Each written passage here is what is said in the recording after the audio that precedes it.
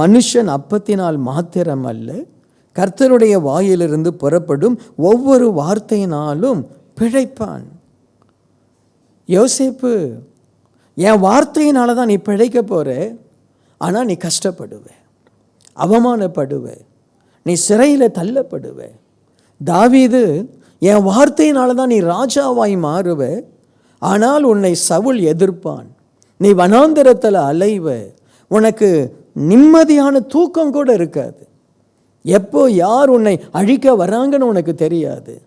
இவ்வளவு சோதனையில் நீ தேவனுக்கு பிரியமானவனா, நீ தேவனுடைய சித்தம் செய்கிறவனா நான் அறிய விரும்புகிறேன். நீயும் உன்னை அறிந்து கொள். ஒரு மனுஷன் பாடுகள் உபத்திரவங்கள் மத்தியில் போகும் பொழுது அவன் தன்னை அறிந்து கொள்கிறான்.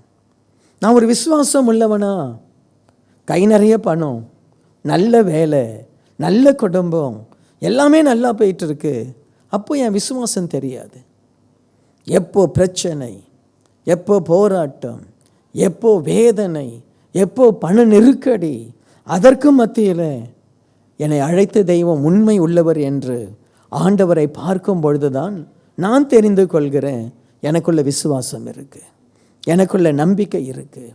அப்போ ஆண்டவர் சொல்கிறாரு, அப்பத்தினால மட்டும் அல்ல, நீ தேவனுடைய வார்த்தையினாலே நீ பிழைக்கிற. இன்றைக்கு ஆண்டவர் நம்மக்கிட்ட எதிர்பார்க்கிறது, நீங்கள் உலக பிரகாரமான ஆசீர்வாதத்தினால தான் உங்கள் ஆத்துமா பிழைக்குதா, இல்லை தேவனுடைய வார்த்தையினால பிழைக்குதா?